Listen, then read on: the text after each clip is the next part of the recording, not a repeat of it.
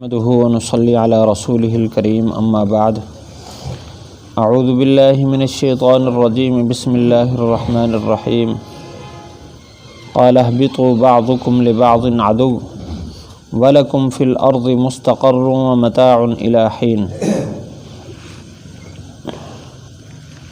اللہ تعالیٰ نے فرمایا تم اتر جاؤ، تمہارا بعض کا دشمن ہوگا اور تمہارے لیے زمین میں ٹھکانہ ہے اور ایک وقت تک کا نفع ہے۔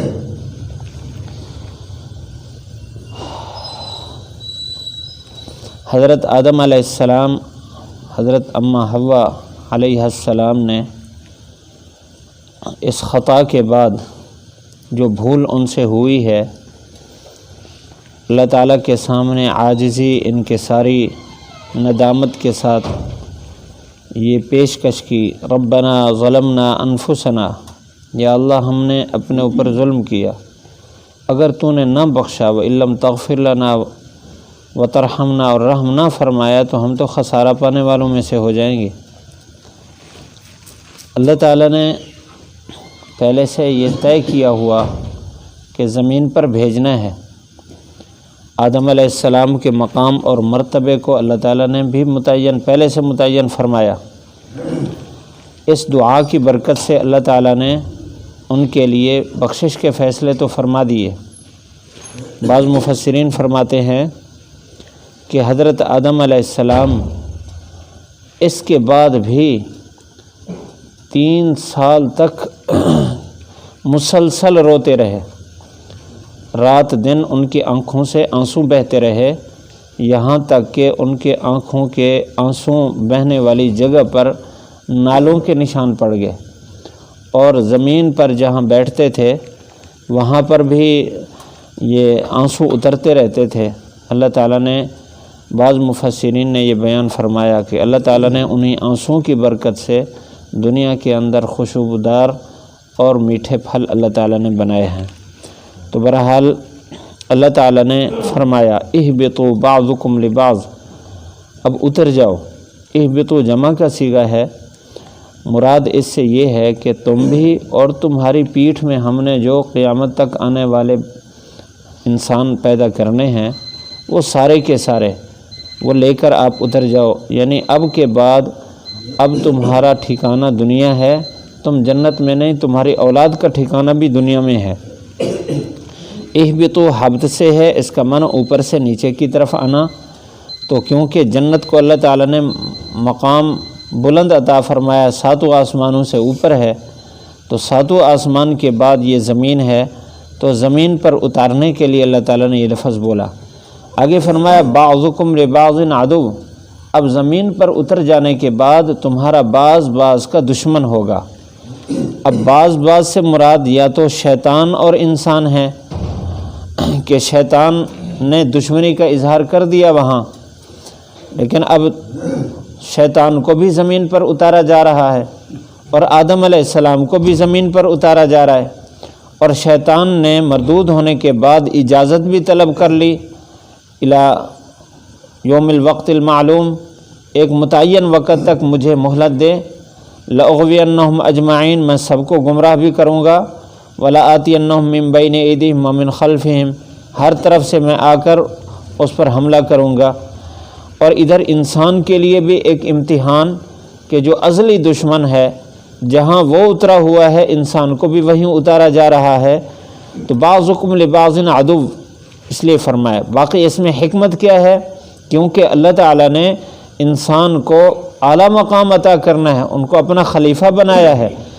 اب عبادت کرنے والے تو فرشتے بھی موجود تھے جن میں خواہشات ہی کوئی نہیں ہے، نہ ان کے لیے کوئی رکاوٹ ہے عبادت کرنے میں، نہ ان کے تقاضے ہیں، محض ان کے لیے عبادت کرنا ایسے ہے جیسے انسان کے لیے سانس نکالنا، کوئی مشکل نہیں۔ لیکن انسان کو اللہ تعالیٰ نے فرشتوں سے بھی بلند مرتبہ عطا کرنا تھا، اپنا قرب خاص، اس وجہ سے انسانوں کے لیے ایک امتحان کی جگہ بنائی دنیا کہ تم بھی ہوگے اور تمہارا دشمن بھی ہوگا۔ اب دیکھیں گے کہ تم اپنے دشمن پر غالب آتے ہو یا مغلوب ہوتے ہو۔ اگر غالب آ گئے تو پھر اللہ کا قرب بھی ملے گا اور ہمیشہ کی جنت بھی ملے گی۔ ایک تو یہ بات فرمائی، دوسرا اس میں احتمال یہ بھی ہے بعضکم لبعض عدو، کہ تمہارے انسان دوسرے انسانوں کے دشمن ہوں گے۔ یعنی اللہ تعالیٰ نے انسان کے اندر یہ جو دنیا کی محبت ہے، یہ بھی مال کی محبت، عہدے کی محبت، یعنی دنیا کی محبت یہ بھی رکھ دی ہے، اور ادھر دین بھی رکھ دیا ہے۔ اللہ تعالیٰ نے قرآن مجید میں فرمایا فَأَلْهَمَهَا فُجُورَهَا وَتَقْوَاهَا، کہ اس کے اندر اللہ تعالیٰ کا خوف خشیت کی صلاحیت بھی رکھ دی ہے، اور اسی طرح خواہشات بھی رکھ دی ہیں۔ اب اس کے بعد انسان اندر کے حرص اور دنیا کی محبت کی وجہ سے دوسرے انسان کے ساتھ کبھی بغض رکھے گا، حسد کینہ رکھے گا، اور اس کو دشمن سمجھے گا۔ یہ دشمنی بھائیوں میں بھی ہوگی، گھر کے افراد میں بھی ہوگی، اور یہ دشمنی خاندانوں میں بھی ہوگی، یہ دشمنی قوموں میں بھی ہوگی، اور یہ دشمنی سلطنتوں میں بھی ہوگی۔ یعنی ادنا سے لے کر اعلیٰ تک جتنا معاشرت کے حصے ہیں سب میں یہ دشمنی ہوگی۔ لیکن اس دشمنی کو ختم کر کے آپس کی صلح کے ساتھ جو دنیا سے یہ گزر کر آیا، اس کے لیے اعلیٰ مرتبہ ہے۔ حدیث شریف میں حضور صلی اللہ علیہ وسلم کا فرمان ہے، فرمایا من احب للہ وابغض للہ واعطى للہ ومنع للہ فقد استقبل الایمان۔ انسان کے اندر جتنی یہ دشمنی کی صلاحیتیں، غصہ یا محبت کی صلاحیتیں ہیں، اللہ تعالیٰ نے ان کا راستہ بتایا ہے۔ کسی سے محبت ہو وہ بھی اللہ کو خوش کرنے کے لیے، اگر کسی سے ناراضگی ہے وہ بھی اللہ کو خوش کرنے کے لیے۔ ابغض للہ، شیطان کے ساتھ دشمنی ہے اللہ کو خوش کرنے کے لیے۔ اسی طرح کفار ہیں جو دین کے دشمن ہیں، ان کے ساتھ ہے بغض عداوت ہے، وہ بھی اللہ کو خوش کرنے کے لیے ہے۔ تو یہ عداوت، یہ اسی طرح کسی کو دینا ہے، کسی سے روکنا ہے، یہ سب اللہ کے لیے ہو تو پھر یہ ساری کی ساری زندگی انسان کے لیے خیر کی بن جاتی ہے۔ تو بہرحال اس بات پر بھی اللہ تعالیٰ نے متنبہ فرما دیا کہ تمہارا بعض کا دشمن ہوگا۔ یہ بھی ایک امتحان ہے، خیال کرنا ہے کہ یہ دشمنی اللہ کے لیے ہو، اپنی ذات کے لیے نہ ہو، اور اسی طرح محبت اللہ کے لیے ہو، اپنی ذات کے لیے نہ ہو۔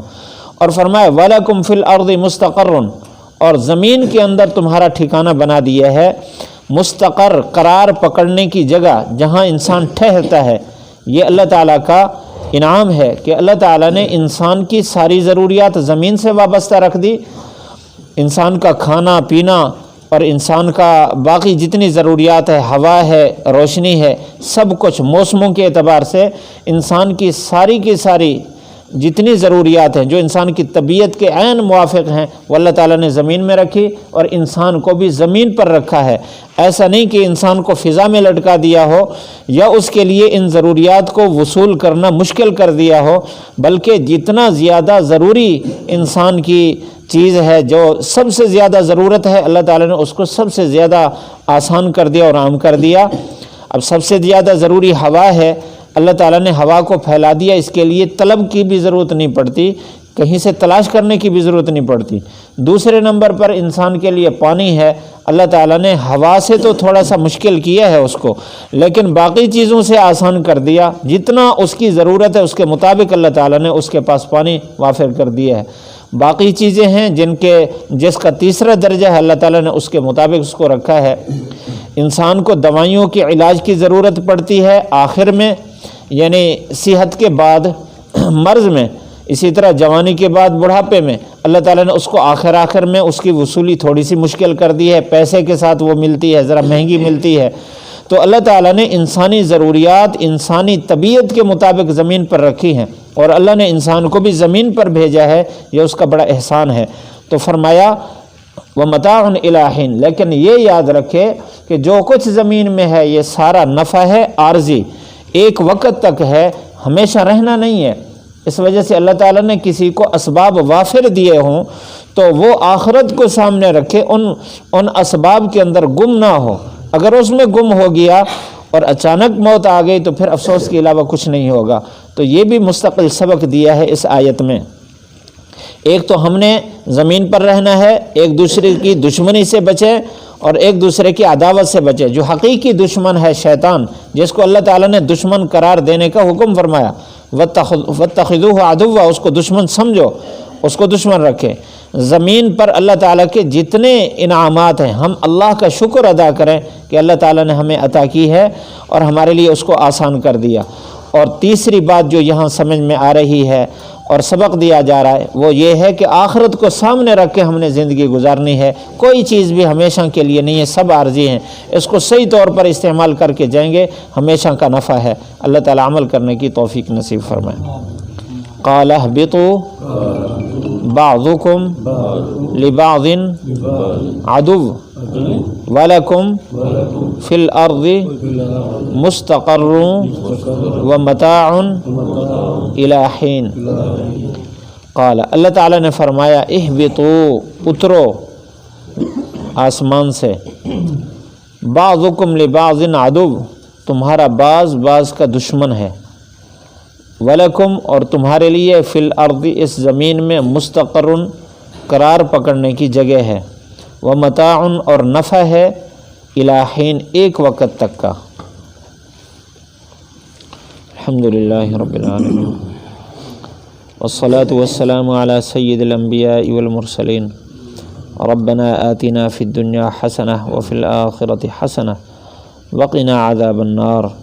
یا اللہ یا رحمن یا رحیم یا ارحم الراحمین یا ارحم الراحمین یا ارحم الراحمین۔ یا اللہ ہم سب کی بخشش فرما، تیرا ہم پر بہت احسان ہے، کروڑوں انعامات ہر وقت ہمارے پر برس رہے، ہمیں ان کی قدر کی توفیق نصیب فرما۔ یا اللہ ہمیں ہمارے دشمن سے بچا، شیطان اور نفس کی دشمنی سے بچا، ان کے پروپگنڈوں سے بچا، یا اللہ ان کے پھسلن سے بچا۔ یا اللہ ہماری حفاظت فرما۔ یا اللہ ہمیں آخرت کی ہر لمحہ فکر نصیب فرما، آخرت کی تیاری کی توفیق نصیب فرما، ہر کام ہمیں سنت کے مطابق کرنے کی توفیق نصیب فرما۔ ہم سے آج تک جتنی کوتاہیاں یا اللہ کمزوریاں اور سستیاں واقع ہوئی ہیں، اپنے فضل و کرم سے ہم سب کی بخشش فرما، اپنے فضل و کرم سے ہمارے سے درگزر فرما۔ یا اللہ خاتمہ ایمان پر نصیب فرما۔ یا اللہ آخرت کی سارے منازل آسان فرما۔ جتنے مسلمان ضرورت مند ہیں، پریشان حال ہیں، سب کی ضرورتوں کو پورا فرما، سب کی پریشانیاں دور فرما۔ جتنے بیمار ہیں صحت نصیب فرما، جتنے دنیا سے رخصت ہو گئے سب کی بخشش فرما۔ یا اولاد کی وجہ سے پریشان ہیں، یا اللہ ان کی اولاد کی اصلاح فرما۔ یا اللہ اولاد ہم سب کی اولاد کو نیک بنا، فرما بردار بنا، ہماری اولاد کے مستقبل کو یا اللہ بہتر بنا، آخرت کے لیے بنا۔ یا اللہ جو رشتوں کی وجہ سے پریشان ہیں بہتر جوڑ نصیب فرما۔ ربنا آتنا فی الدنیا حسنہ وفی الآخرۃ حسنۃ وقنا عذاب النار۔ وصلی اللہ تعالی علی خیر خلقہ محمد وآلہ وصحبہ اجمعین۔ السلام علیکم، خیریت ہے؟ اللہ تعالیٰ صحت عافیت نصیب فرما۔